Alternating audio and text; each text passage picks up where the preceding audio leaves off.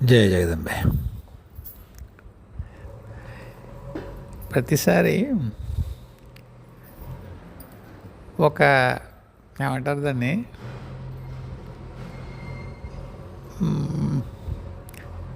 ఏదో వివరణ ఇద్దాం అనుకుంటాను నేను. అయినా ఎవరో ఒకళ్ళు వచ్చుకోవడానికి కారణం అవుతూ ఉంటుంది. అది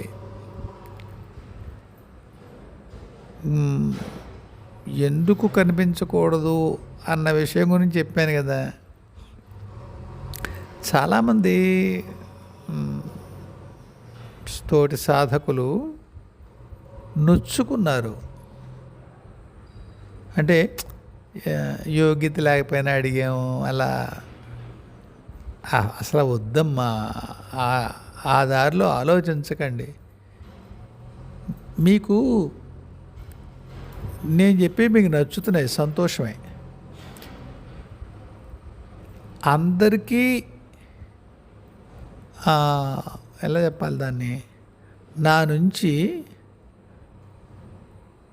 అటువంటి స్పందనలు అంటే ఎలా చెప్పాలి, పదం దొరకట్లేదు తల్లి, అందుకని కొద్దిగా ఆలోచిస్తున్నాను నేను. నాలో అంతే స్పందనే రైటు.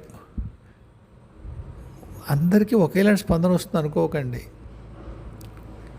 ఏదో మంటి మాట చెప్తున్నాను అనుకోండి, నా దగ్గరికి మీరు వచ్చారనుకోండి, అనుకుందాం ఒక క్షణం, మీ సాధనలు ఎలా ఉంటాయో తెలియదు, అవి ఎలా పరిణమిస్తాయో తెలియదు. నేను మీకు చెప్తుంది, నేను చెప్పగలుగుతున్నానా నా బాధ, నా ఉద్దేశ్యం. మనం ఒక చోటుకి వెడితే, ఒక గుళ్ళో ఒక గురువు లేదా ఒక క్షేత్రం, అక్కడ మన సాధన ఒకలా ఎదరికెళ్ళడము, మరొకటి అవడము ఒక విధంగా పరిణమించవచ్చు. ఇంకొకరి దగ్గర అలాగే ఉండాలని లేదు. శ్రీశైలంలో సాధన బాగా జరిగేవాళ్ళు కొందరు ఉంటారు, హిమాలయాల్లో సాధన జరిగేవాళ్ళు కొందరు ఉంటారు, ఇంట్లో హాయిగా సావిట్లో గుర్తు చేసుకుంటే సాధన బాగా సాగేవాళ్ళు కొందరు ఉంటారు. వెటకారంగా అంటలేదు నేను. అందుకని ఏ కారణాలు ఏమున్నాయో అందుకని మహర్షులు చెప్తారు. కాబట్టి ఎక్కడ యోగ్యత అయోగ్యత ఏమీ లేవమ్మా. నేను ఇంకా ఏడుకోండ్ల వెంకటేశ్వర ఏమీ అయిపోలేదు. అయినప్పుడు కథ వేరే.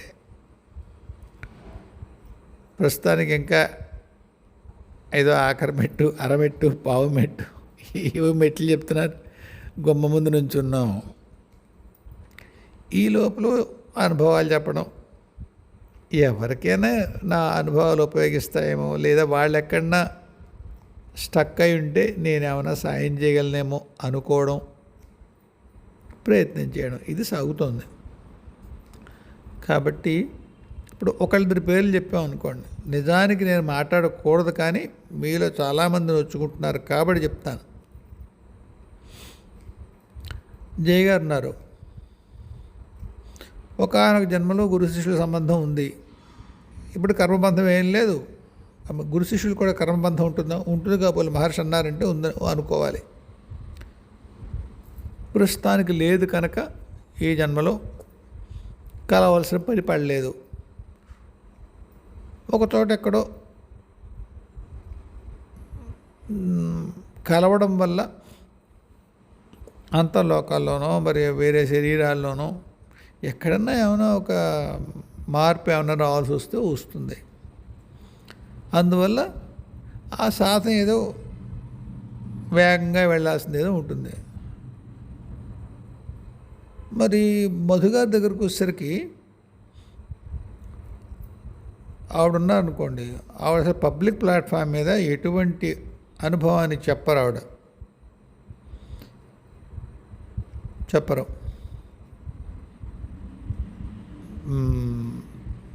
చాలా అంటే ఎలా చెప్పాలి మీకు, ఒక మాట ఆవిడ మాట్లాడిందంటే 100 రకాలు విశ్లేషించి మాట్లాడుతుంది ఆవిడ. దీన్ని ఎవరు ఎలా చూస్తారు అని. ఒక విధంగా మంచిదే, ఒక విధంగా వేగం ఒక్కొక్కసారి వేగరోధకాలు అవుతాయి ఆ విశ్లేషణ. అమ్మవారిని నమ్మేసి వెళ్ళిపోవచ్చు ఆవిడ, కానీ లోకాన్ని గురించి ఆలోచిస్తుంది ఆవిడ. శ్రీచక్రంలో కృష్ణుడు కనిపించాడు అనుకుందాం ఒక క్షణం.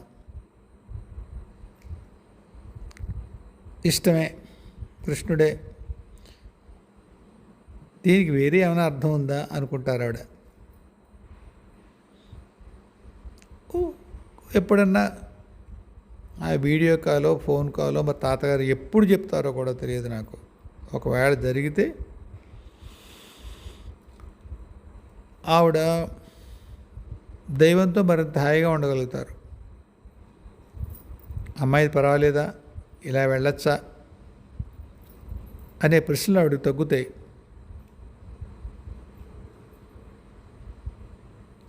మంచి సాధకురాలు ఆవిడ.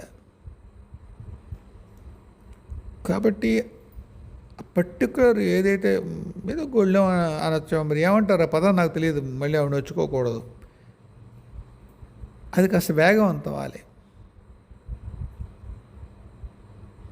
అందుకని ఎప్పటిదో ఏ జన్మలోనో ఎప్పుడో ఏమైనా ప్రామిస్ చేశానేమో, లేకపోతే ఇంకెక్కడో ఇంకో ప్రామిస్ జరుగుంటుందో ఏదో, నీకు ఫలానా మోడ్లో ఫలానా మలుపులో నీకు సహాయం చేస్తానరా నాన్నను, సహాయం చేస్తాను తల్లిను. అప్పుడు ఆవిడ ఏ రూపంలో ఉన్నారో, పురుష రూపంలో ఉన్నారో, స్త్రీ రూపంలో ఉన్నారో ఆ జన్మలో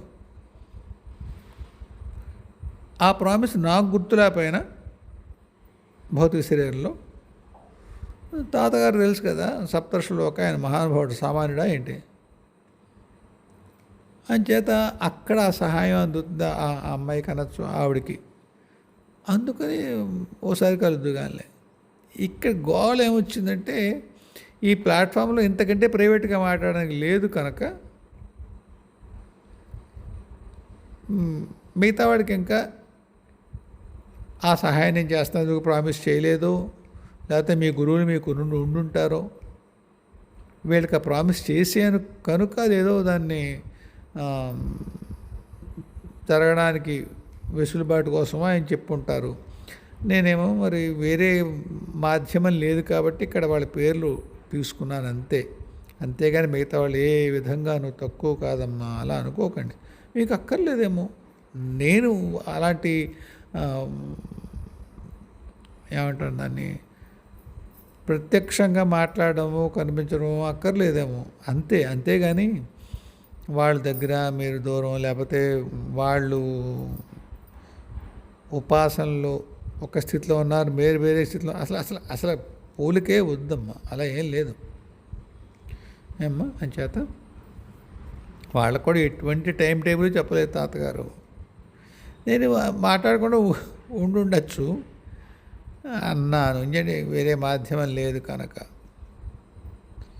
కాబట్టి ఎవ్వరూ నొచ్చుకోకండి, ఇందులో వేరే కారణాలు ఏమీ లేవు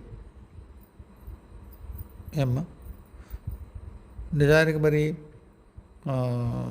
దత్తులూరి లక్ష్మి గారి అనుభవాలకి నేను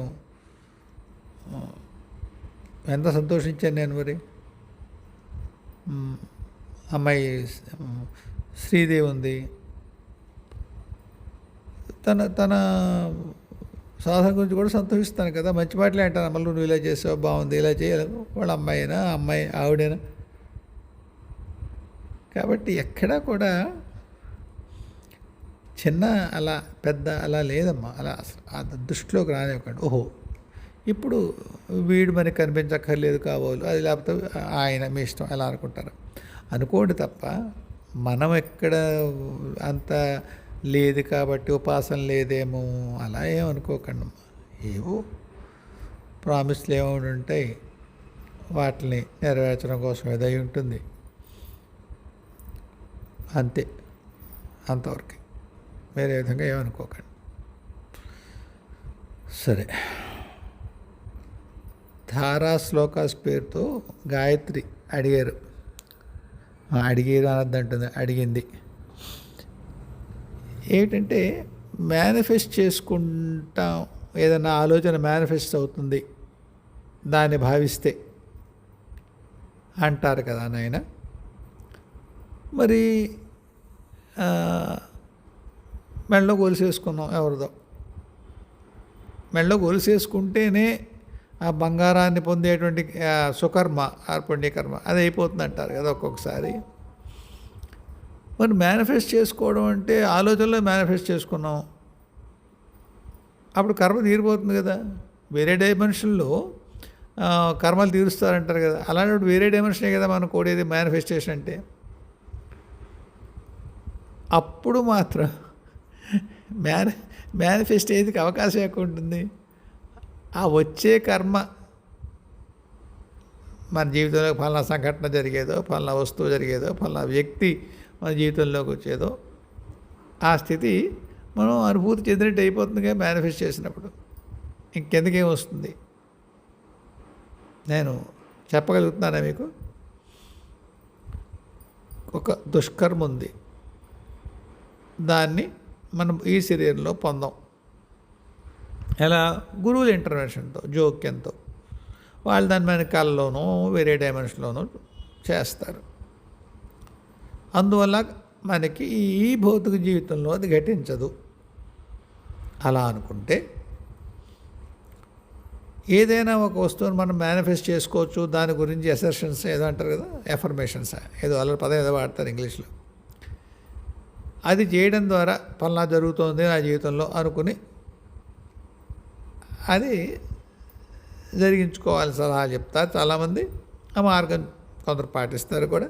మరి వాళ్ళకి మాత్రం వాళ్ళు ఏది కావాలనుకున్నారో అది ఆసరికే వాడు దర్శిస్తారు కాబట్టి ఇంకా మేనిఫెస్ట్ అవ్వదు కదా. అది మంచిదైనా సరే రెండింటికి సమన్వయం ఎలా?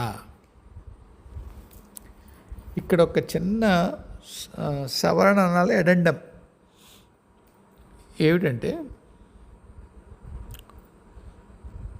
గురువులు మన కర్మల్ని అనుభవింపజేసేటువంటి, సూక్ష్మంగా అనుభవింపజేసేటువంటి ఆ విధానంలో ఇంకొకటి నేను ఎదురు చెప్పలేదు తెలియదు. మీకు ఒక కష్టం దాటాలి, దాన్ని దాటే నైపుణ్యం మీకు లేదు ఈ భౌతిక శరీరంలో. మీ ఒకానొక డిమెన్షన్లో ఆ ప్యారలల్ యూనివర్స్ అంటారో ఏమంటారో దాన్ని, అక్కడ మీకు ఆ నైపుణ్యం ఉంది. కాసేపు ఇక్కడికి తీసుకొస్తారు కూడా. దానికి ఒక ఆయన మహానుభావుడు ఉదాహరణ చెప్పాడు. మీరు కారు యాక్సిడెంట్ అవ్వాలి, కానీ బతకాల్సింది, రెండూ జరగాలి. ఇబ్బంది లేకుండా బయటపడాలి, కానీ కారు యాక్సిడెంట్ అవ్వాలి. రెండేళ్ళ సాధ్యం అయినప్పుడు ఆ కారు వేగంగా వచ్చినప్పుడు ఈ వ్యక్తి గాలిలోకి ఒక్కసారి ఎగిరి పక్కనున్న పేమెంట్ మీద దిగాడు. మామూలుగా అయితే అతనికి అటువంటి సమర్థత లేదు లేదు. అతను కారు గుద్దేసే లోపల గాలిలోకి ఎగిరేట. ఎగిరి పక్కనున్న పేమెంట్ మీద ల్యాండ్ అయ్యాడు. ఎలా జరిగిందో తెలియదు. ఏదో ఆ క్షణంలో భయం కొద్దీ అతనిలో ఉన్నటువంటి ఏదో లేటెంట్గా అని ఇంగ్లీష్ తెలుగులో ఏమంటాం, నిక్షిప్తంగా బయటికి రాకుండా ఉన్నటువంటి ఒక సమర్థత వచ్చి ఆయన అలా లేచాడు. దానికి ఏం చెప్తారంటే, పూర్వజన్మల్లో ఎక్కడైనా నీకు బాగా అటువంటి జిమ్నాస్టిక్స్ అని అంటారు వాళ్ళని, అదేదో సాధన చేసి ఉంటే ఆ సమర్థత నీలో ఉంటుంది కాబట్టి అది అనుకోకుండా అది ఇన్వోక్ అయింది, బయటికి తీసుకురాబడింది, నువ్వు రక్షించబడ్డావు. ఒకటి. రెండోది, మీదే అయిన శరీరాల్లో ఒక చోట ఎక్కడో ఆ సమర్థత ఉంటుంది వేరే డైమెన్షన్లో. ఆ సమర్థతని ఈ శరీరానికి ఒక్క క్షణం ఆపాదించి మిమ్మల్ని ఆ యాక్సిడెంట్లోంచి రక్షిస్తారు. అక్కడ జరిగిన దానికి వివరణ అలా ఇచ్చారు. సరే, ఇప్పుడు గాయత్రి ప్రశ్నలోకి మళ్ళీ వెళ్దాం. 2 విషయాలు తల్లి ఇక్కడ.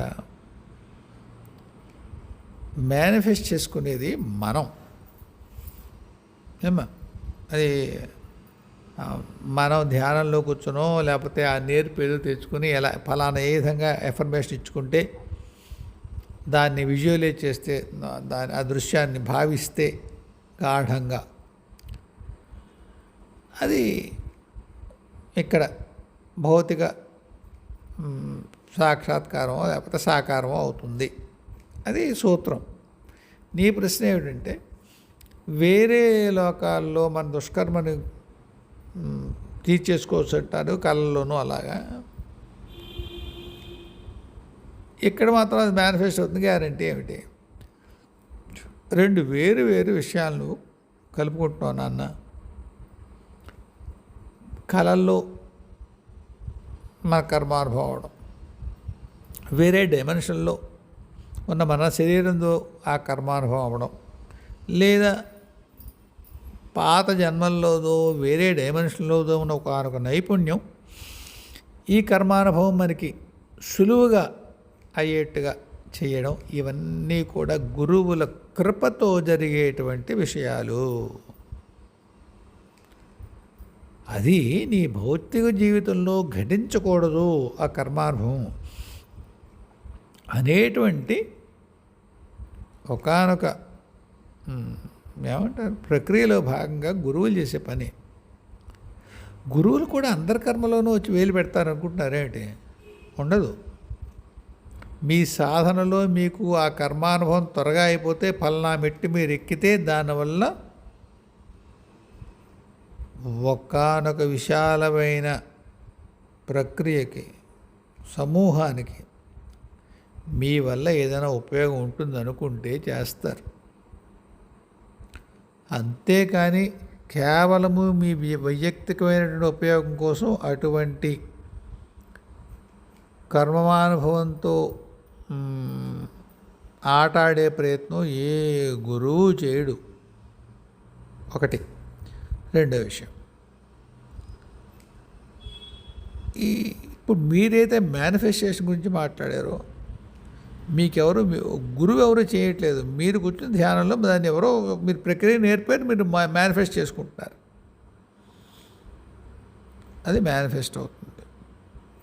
ఇందాక దానికి దేనికి పోలిక లేదు. ఇకపోతే మేనిఫెస్ట్ అయ్యింది అనుకుందాం. తీవ్రంగా మీరు మేనిఫెస్ట్ చేశారు. మేనిఫెస్ట్ చేసినప్పుడు కూడా మీ కర్మలో అది లేకపోతే అది మీ దగ్గర నిలవదు.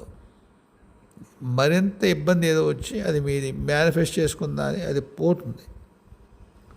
కాబట్టి ఎవరో చెప్పారు కదని చెప్పి మేనిఫెస్ట్ చేసేసుకునే ప్రయత్నాలు చేయకండి. దైవాన్ని నమ్మండి, జరిగి దాన్ని జరగనివ్వండి, ప్రార్థించండి. ఈ మేనిఫెస్టేషన్ జోలికి వెళ్ళకండి. నా సలహా సుమా. చాలామంది ఈవేళ మేనిఫెస్టేషన్ నేర్పుతాం, మీకెందుకు ఆ కష్టాల్లో పిచ్చివేతాల్లో బతుకుంటున్నారు, దాటి ఎదురుగా రండి అంటున్నారు కదా. దానికి మళ్ళీ అడ్వర్టైజ్మెంట్ కూడాను. అలా చేసుకోకండి, సరికాదు. దైవం మనకు ప్రణాళిక ఇచ్చింది, దాంట్లో వెళ్ళనివ్వండి. మీరు మనమంతా ఎక్కువ చేయవలసింది ఏమిటి? ఓ దైవమా, నువ్వు కష్టం ఇస్తావో సుఖం ఇస్తావో దాన్ని భరించగలిగే శక్తి, ఏదైనా సాధనలో ఉంటే ఆ సాధన కొనసాగించగలిగే శక్తి, ఇలా వంకలు పెట్టి జీవితం నుంచి పారిపోకుండా ఉండేటువంటి శక్తి, అది ఇవ్వమని అడగండి.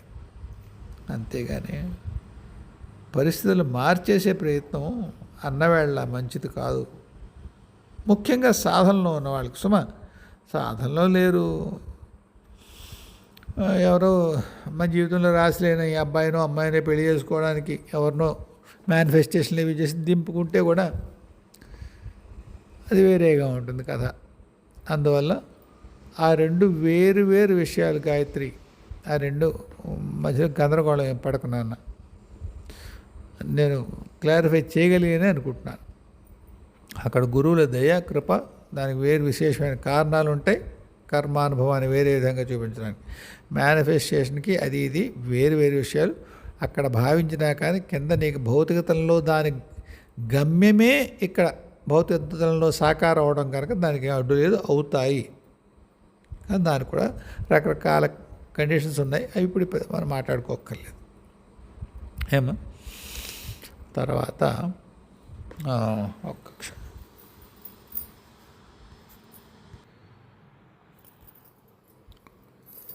యుగేష్ కుమార్ అడిగారు, రాహుకేతుల గురించి చెప్పండి అని. ఇది చాలా చిత్రంగా ఉంది. ఎప్పట్లాగైనా క్యావియేట్, ఏ పురాణాల్లోనూ నేను చెప్పేది మీకు దొరకదు, ఉండదు. కాబట్టి చాలాసార్లు ఇలాంటివి నా ద్వారా జరుగుతూ ఉంటాయి కనుక, జరిగాయి కనుక, ఒకటి వెండు అమ్మ ఇలా ఉందా అనుకోవడం ఒక పద్ధతి. రెండు, ఏదో చెప్పేస్తాడులే, వెంటనే కాసేపు బాగానే ఉంది, వినేస్తే అయిపోతుంది. రెండు, మూడు, పురాణాలని వక్రీకరిస్తున్నాడు, వీడి సంగతి చూసుకోవాలి. అవసరం లేదు, అవసరం లేదు. నిందలోకి మాత్రం వెళ్ళకండి. నేను అక్కడ మీరు తిట్టుకుంటే నాకేం తెలియదు. యుగేష్ ఒక్కడి గురించి నేను చెప్పట్లేదు, ఎవరికైనా నాకేం తెలియదు. కానీ ముఖే సరస్వతి, ఎవడెవడో తెలియదు మనకి. నచ్చకపోతే నేనే కాదు, నచ్చంది ఎవరన్నా చెప్పారనుకోండి, మనకి వెనువంటనే మన జీవితంలో ఏదో ప్రభావితం చెందించకపోతే విని వదిలేయండి. దాని గురించి వేరే రకమైన వ్యాఖ్యల్లోకి వెళ్ళి ఇబ్బందులు పడకండి. సరే, రాహుకేతువులు వాళ్ళతో నేను మాట్లాడాను. వాళ్ళు చెప్పిన కథ నాకే దిగలేదు. మహర్షిని అడిగాను, ఆయన కూడా ఇంకా చెప్పే ప్రయత్నం చేశారు. నాకు కూడా ఒక నిరోధం ఉంది లోపల. వీళ్ళు ఇబ్బంది పెట్టే గ్రహాలు కదా, వీళ్ళు ఇలా చెప్తున్నారు అని అనుకోవడం వల్ల నేను అది పూర్తిగా వినలేకపోయాను. కాకపోతే విన్నంత వరకు చెప్తాను. మొట్టమొదటి విషయం, వాళ్ళు ఏమంటారంటే, మేమేమి కీడు చేసేవాళ్ళం కాదు. నిజంగా అంత దుర్మార్గులమైతే విష్ణువు మమ్మల్ని పూర్తిగా మిగతా రాక్షసులు సంహరించినట్టుగా మమ్మల్ని సంహరించేవాడుగా. ఎలా బతకనిచ్చాడు? కంఠాలు ఉత్తరించడానికి వాళ్ళు చాలా సూక్ష్మమైనది చెప్పారు. నాకు దిగలేదు. మహర్షి కూడా చెప్పారు, నాకు దిగలేదు. అది సుదర్శన చక్రం అంటే దాన్ని సహస్రారం అంటారు. మంత్రం కూడా దాన్ని సుదర్శన చక్రానికి వద్దులేండి, మంత్రం వద్దులేండి, కానీ సహస్రారం గురించే ఉంటుంది ఆ మంత్రంలో. సుదర్శన చక్రం యొక్క మంత్రంలో సహస్రారం గురించినటువంటి రెఫరెన్సే ఉంటుంది. కాబట్టి సుదర్శన చక్రంతో కంఠం ఉత్తరించడం అంటే విశుద్ధి, సహస్రారానికి మధ్యలో ఏదో ఒక అన్వయం ఏదో ఉంది. ఆ అమృతం విశుద్ధిలోనే నిలవడానికి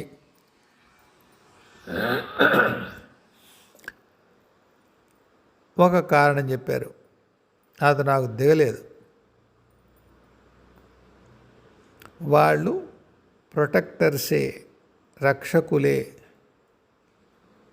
కానీ బ్రహ్మ విష్ణు మహేశ్వరులకు కాకుండా రక్షణ నియమంలో ఉన్న,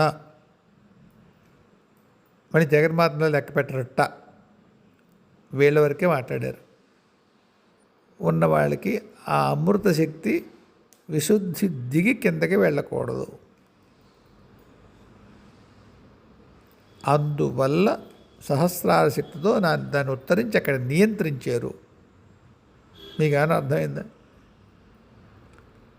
నాకు కూడా పూర్తిగా అర్థం కాలేదు. అలా ఎందుకు చేయాలో, వీళ్ళు ఏ విధంగా రక్షకులో తెలియలేదు. త్రిమూర్తులకు మాత్రం ఆ అమృతం విశుద్ధ నుంచి కిందకి వెళ్ళవచ్చు, మిగతా వాళ్ళకి వెళ్ళకూడదు. ఎందుకంటే దాని శక్తి ఒకసారి అల్లా పరివ్యాప్తి చెందిన తర్వాత మట్టుకు వాళ్ళ రక్షణ నియమాన్ని కూడా ఒక్కొక్కసారి మార్చే ప్రయత్నం ఉంటుంది. అంటే వాళ్ళు రక్షణగా ఉండదు ఆ తీవ్రత. త్రిమూర్తులకి వాళ్ళకి పర్వాలేదు. ఏ అమృతం గురించి మాట్లాడుతున్నారు? జగన్మోహన్ పాత్రలో పోసే అమృతం మాత్రం కాదు అది.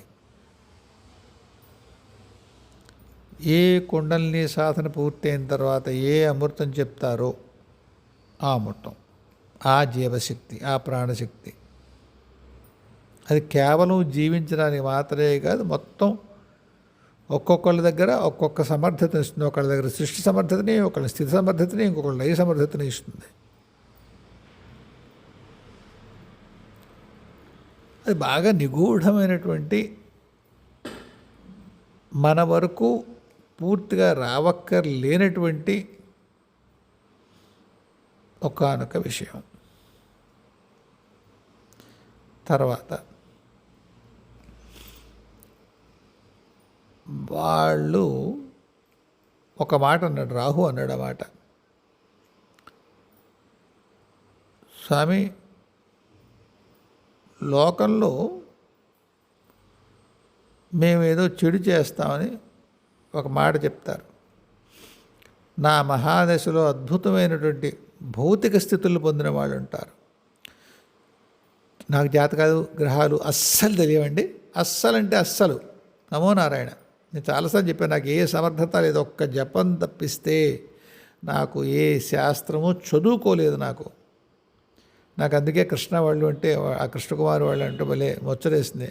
అబ్బాయి ఎన్ని చదువుకున్నాడో, లక్ష్మి గారు, వీళ్ళందరూ ఈ పాదుకాంత దీక్షితులైన అమ్మలందరూ ఉన్నారు కదా, వాళ్ళందరూ ఎన్ని పుస్తకాలు చదువుకున్నారు, నాకు ఏం చదువుకోలేదు అవి. కాబట్టి ఒక్కోసారి సమన్వయం కూడా తెలియదు. ఒక విధంగా మంచిదేమో, ఎందుకంటే క్లీన్గా ఉంటుంది. బైబిల్ ఏమైనా చెప్తే అదే యాజ్ ఇట్ ఈస్గా అలాగే తీసేసుకునేది దమ్ము ఉంటుంది. పుస్తకాల్లో చదువుకున్న దానికి ఈ మహర్షులు వాళ్ళు చెప్పేదానికి ఏమైనా కొంత సమన్వయం కుదరకపోతే మరి సందేహంలో పడిపోతాం. సరే, ఈయన ఏమంటాడు, రాహు నేను ఇప్పుడు సూర్యుడితో సంసర్గంలోని కొన్ని స్థితులు కానీ, చంద్రుడితో సంసర్గంలో ఉన్న స్థితి కానీ అంటే జాతకంలో చెప్తున్నాడు ఆయన, అన్నీ చెడేం జరగవే. మీరు రాహుకేతులు మీరు సూర్యుని పట్టుకుంటామని చెప్తారు కదా మీరు, అవి కూడా ఒక విధంగా సంకేతంగానే చెప్పబడుతుంది స్వామి. కేతు అయితే మోక్షకారకుడు బోళ్ళమని చెప్తారన్నమాట. నేను పూర్తి భౌతిక ఉన్నతి ఇచ్చేవాడిని, ఇంకేవి చెప్పాడు, నాకు అన్నీ దిగలేదు. కాబట్టి మేమేదో ఇబ్బంది పెట్టే గ్రహాలం అనేది సరైన భావన కాదు. 2, గ్రహణం సమయంలో దేవాలయాలు మూసేస్తారంటే చాలా వాటికి ఒక పాప సమయమనో లేకపోతే ఒక ఏమన్నా దాన్ని వాళ్ళు మళ్ళీ ప్రక్షాళన చేసుకోవాలి, అవన్నీ నేను అపవిత్రం అవుతాయి, ఇవంతా కాదు. ఆయా ఘడియల్లో సూర్యుడి నుంచి సూర్యగ్రహణం అప్పుడు, చంద్రుడి నుంచి చంద్రగ్రహణం అప్పుడు వచ్చేటువంటి కిరణాల పరంపరలో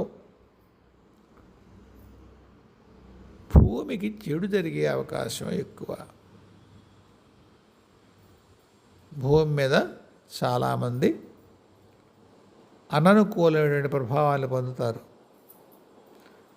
మేము అడ్డు రావడం వల్ల అవి చాలా వరకు పల్చనవుతాయి.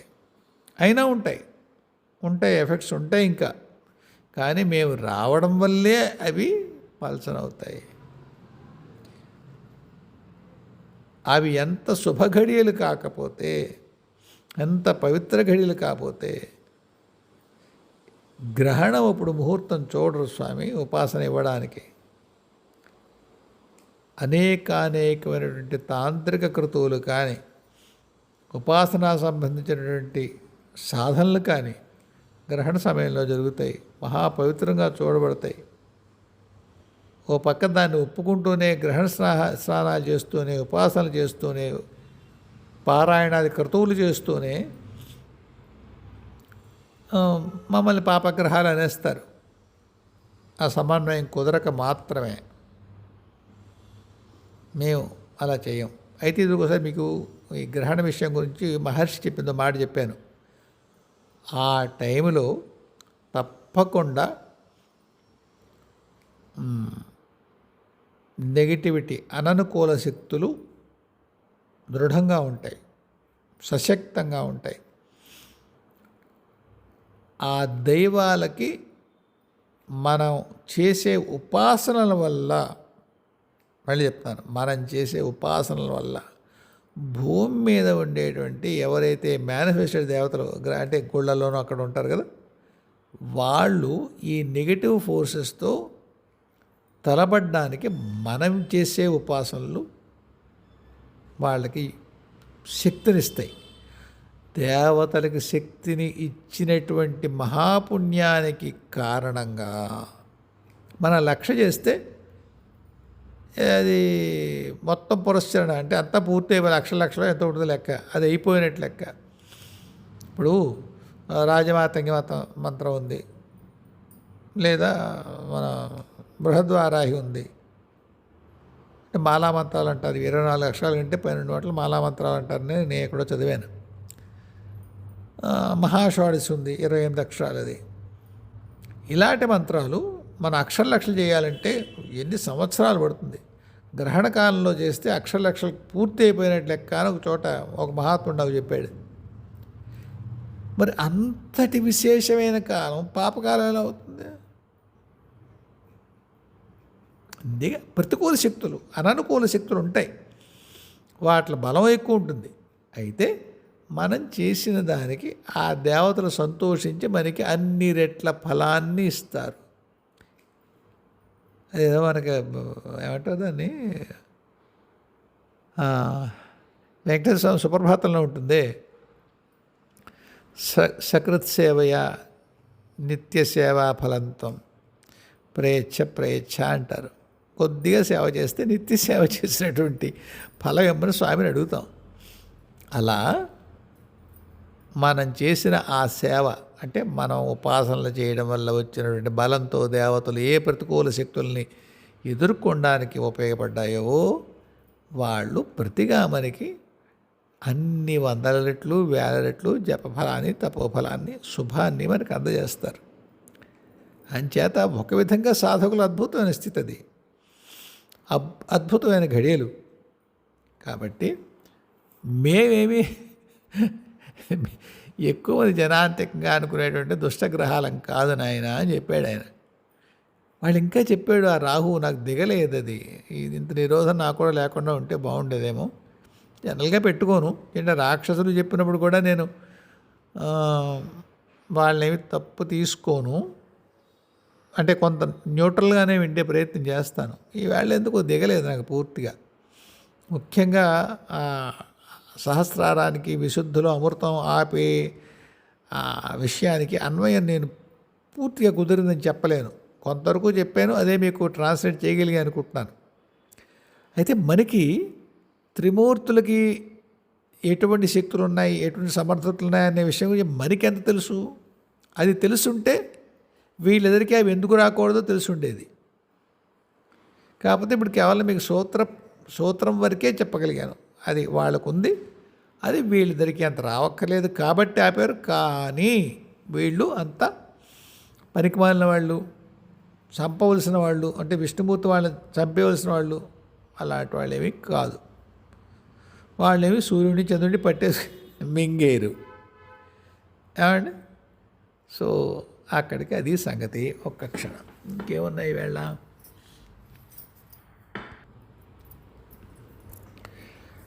శివాంజలి హిమాలయాల్లో ఎందుకుంటారు గురువులు, మహాత్ములందరూ ఎందుకుంటారు? దాని భౌగోళిక స్థితి కారణం, అసలు ఎందుకు అలా అంతటి స్థితి దానికి ఎందుకు వచ్చింది? ఆ క్షేత్రంలోనే మహాత్ములంతా ఎందుకుంటారు? ఇవే పదాలు కాదు, ఇలాంటి అర్థం వచ్చే ప్రశ్న వేసింది. అమలు ఇక్కడ నేను వివరణ చెప్తాను నాన్న, నాకు అనుమతి ఉంది. అంత పెద్ద పదం వాడేస్తున్నాడు నాన్న. అనుమతి వరకు వెళ్ళిపోతున్నాడు.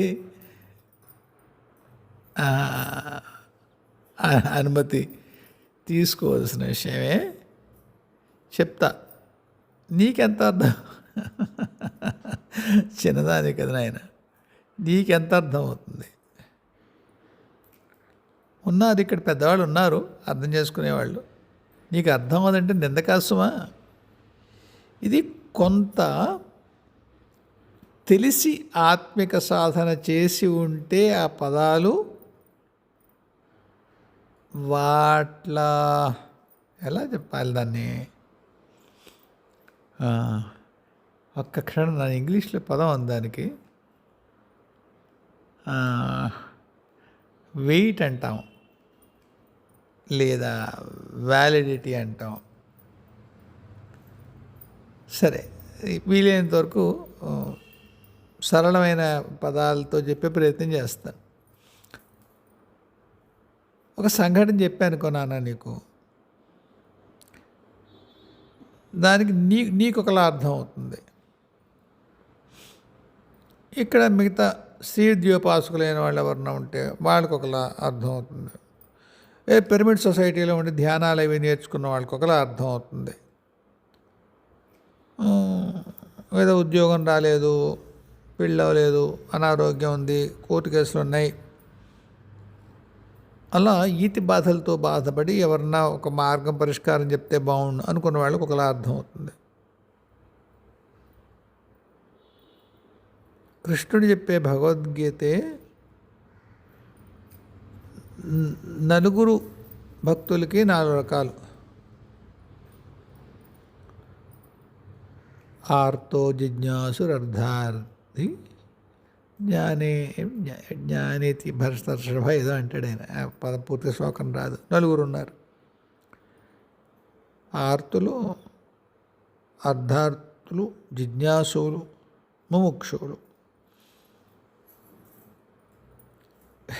హిమాలయాల గురించి చెప్పమంటే ఇది భగవద్గీతలోకి వెళ్తాయా స్వామి అంటే కంటెక్స్ట్ అర్థం, సందర్భం అర్థం అవ్వాలి కదా నాన్న. ఎందుకన్నా నా మాట, ఆ మాటకి చాలా నేను మాట్లాడిన వాక్యానికి ఒక ఊరికే వృధాగా మాట్లాడలేదు ఆ వాక్యాన్ని నేను చెప్తా.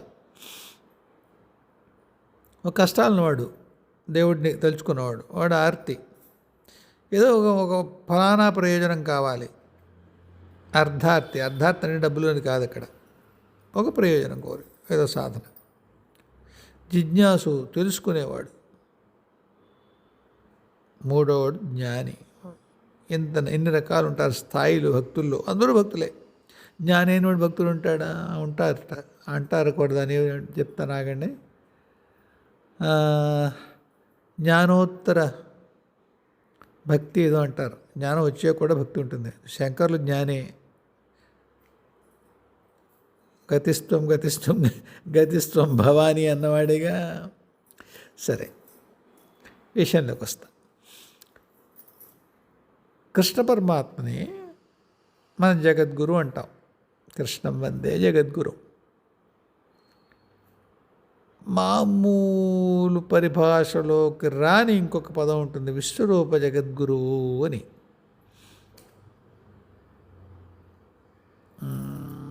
ఒక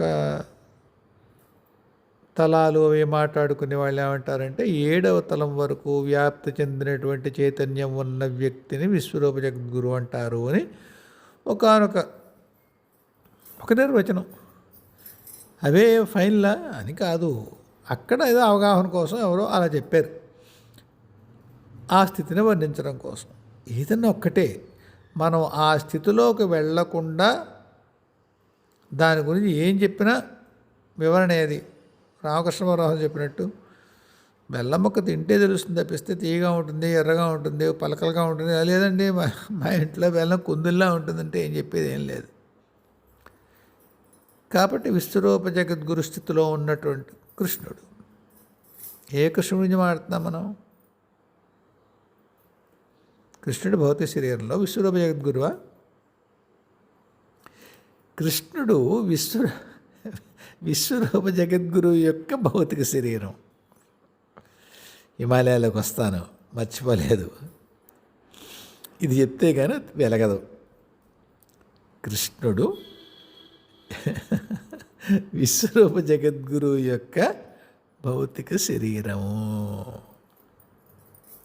విశ్వరూప జగద్గురు యొక్క భౌతిక శరీరం విశ్వరూప జగద్గురువేనా? అవును కాదు. అవును కాదు. మెల్లిగా మాట్లాడుతున్నానే, కావాలని ఒక్కొక్క వాక్యం ఆపి ఎక్కడో నెత్తిమించి పోతుందేమో అని భయం, అంతే. నా నా నా మాట, నా శబ్దం వృధా కాకూడదని, ఏదో పిచ్చివాగుడు కాకూడదని చెప్తున్నా. విశ్వరూప జగద్గురు యొక్క భౌతిక శరీరం కృష్ణుడు. అంటే ఆ చైతన్యాన్ని భౌతిక శరీరం ఎంత ధరించగలదో అంత ధరించినటి వాడు కృష్ణుడు. అందుకే అస్తమాటు 1000 తలలు 1000 చేతులు ఉన్నాడు ఆయన. లేదు, మామూలు 2 చేతులు గొర్రెబండ తోలుకున్నాడు, వేణువు ఊదేడు, అమ్మాయిలతో ఆడుకున్నాడు, వ్యూహాలు పన్నాడు, 18 అక్షౌహిణుల శానని, అంటే జంతువులు మనుషులు కలిపి అయిపోయింది. యజ్ఞంలో వేసేసాడు, ఆహుతి ఇచ్చేసాడు. అంతటి సమర్థత భౌతిక శరీరంలో ఉంది. ఆ సమర్థతకి పైన ఉన్న ఆ శరీరంలో ఇంకా ఎటువంటి సమర్థతలు ఉంటాయి. అందుకే అన్నాడు, నా ఒక్క విభూతితో ఈ సృష్టి అంతా నడుపుతాను. ఎవరు? దేవకీనంద కృష్ణుడు చెప్తున్నాడు. ఏంటి ఇవన్నీ? విశ్వరూప జగద్గురు చెప్తున్నాడు. అయిపోయింది, ఇంక చాలు, హిమాలయాలకు వచ్చేస్తాను. హిమాలయాలను మనం దేన్ని చూస్తామో అవి అటువంటి మహోన్నత చైతన్యానికి సంబంధించినటువంటి దివ్యాత్మల యొక్క ఆవాసాల యొక్క భౌతిక రూపాలు. కరెక్ట్ అర్థమైందా శివాంజలమ్మ? అర్థమైందా? కృష్ణుడు ఏ విధంగా, నేను నాకు ఎందుకు నవ్వొస్తుందంటే, నీకేదో ఆవకాయ అన్నం కలిపెట్టేస్తాను అన్నప్రాసన రోజునే నేను చూస్తున్నాను నాన్న. కాకపోతే నీ ప్రశ్న నీదేనే, కానీ చాలామంది వింటారుగా. విశ్వరూప జగద్గురు యొక్క భౌతిక దేహం ఏ విధంగా కృష్ణుడు, కృష్ణ పరమాత్మ, అందుకైన దేహం పవిత్రం, మాట పవిత్రం, నడక పవిత్రం, నడత పవిత్రం, సర్వము దివ్యాలే. అలాగా సదాశివుడు, పరమేశ్వరి ఇలాంటి పరమాత్మిక రూపాలు ఆవాసం ఉండేటువంటి మహాకైలాసం యొక్క భౌతిక రూపం హిమాలయం. కైలాసగిరి ఉంది, మిగతా ఉన్నాయి కదా, అక్కడ మిగతా పర్వతాలనే ఉన్నాయి. కాబట్టి పవిత్రం. అందులో మనకి కనిపించిన సూక్ష్మ హిమాలయాలు ఉంటాయి. అంటే మనకి సూక్ష్మ శరీరాలు ఉంటాయా? ఉంటాయి కదా. అలా హిమాలయకు సూక్ష్మ శరీరం ఉంటుంది. ఆ సూక్ష్మ శరీరంలో మహాత్ములు ఉంటారు. అందుకు మనకు కనిపించరు వాళ్ళు. కోట్ల మంది ఋషులు ఉంటారట. ఈ గ్రహ వ్యవస్థని, భూమిని, ఈ సౌర వ్యవస్థని నడిపించేటువంటి మహాత్ములైన ఎవరాలి వాళ్ళని, వ్యక్తులు అందాం కాసేపు అర్థం అవడం కోసం. అటువంటి వాళ్ళు శంభాల అని, సిద్ధాశ్రమం అని అంటారే, అక్కడ ఉంటారు ఆ మంచులో. ఎందుకు ఆ మంచు? ఒకటి స్వచ్ఛతకు సంకేతం, అంతవరకు వెళ్ళక్కర్లేదు. మామూలు పరిభాషలో వెళ్ళడానికి వీల్లేనటువంటి ప్రదేశం దుర్గమం. అది చాలా చోట నడిచేందుకు కూడా ఉండదుట. కానీ వాళ్ళు ఉంటారుగా, చలిగిలి వాళ్ళకే ఉండదు వాళ్ళ దేహాలకి. ఒకటి అటువంటి వాటిని ధరించి భౌతిక శరీరంలో ఉండి సాధన చేసుకునే మహాత్ములకి అటువంటి చలి అక్కర్ లేకుండా ఉండేటువంటి మూలికలు అవి లభ్యం. అక్కడ సీనియర్స్ చెప్తారు, వాళ్ళకి సాధన చేసుకుంటారు, నాన్న ఇలా చేసుకోరా అంటారు. సూక్ష్మ శరీరాల్లో వేల ఏళ్ళు జీవించేటువంటి మహాత్ములు హిమాలయం యొక్క సూక్ష్మ పరిధుల్లో ఉంటారు. అలా పరమేశ్వరాది పరమాత్మరు చైతన్యాలకి ఆవాసమైనటువంటి ఆ స్థలాలకి ఇది భౌతికం. మళ్ళీ చెప్తున్నాను, రిపీట్ చేస్తున్నాను. అందువల్ల పవిత్రం, అందువల్ల అక్కడ ఉండేటువంటి దివ్య స్పందనలు సాధనని త్వరితం చేస్తాయి. అక్కడ చేసే సంకల్పాలకి బలం ఉంటుంది. ప్రపంచ సంచాలనానికి కావాల్సిన భౌతికం అభౌతికం సర్వవిధమైనటువంటి సృష్టి యొక్క సంచాలనానికి కూడా అక్కడి నుంచి ప్రణాళికలు రచిస్తారు, సంకల్పాలు చేస్తారు, సాధ్యం చేస్తారు. చెప్పుకున్న రహస్యాల కంటే కూడా ఎన్నో వందల రెట్లు వేల రెట్లు అక్కడ నిక్షిప్తమై ఉంటే వెళ్ళిన వాళ్ళకి వెళ్ళినంత, వెళ్ళగలిగిన వాళ్ళకి వెళ్ళినంత. అందువల్ల హిమాలయాలు పవిత్రాలు. నేను నీకు హిమాలయాల గురించి చెప్పింది తక్కువ, కృష్ణుడి గురించి చెప్పింది ఎక్కువ అనిపిస్తుందేమో. ఎందుకంటే కృష్ణుడి యొక్క ఆ పోలిక అర్థమైతే తప్ప ఈ పోలిక అర్థం చేయించలేనేమో అని ఆ కథ చెప్పాల్సి వచ్చింది. అర్థమైందా? సరే, ఈ పూటకింతే. కాస్త మళ్ళీ మళ్ళీ విని జీర్ణించుకునే ప్రయత్నం చేయి. ఏనాయనా? సరే, హాయిగా ఉండండి. జయ గురుదేవ్, జయ జగదంబే, స్వస్తి.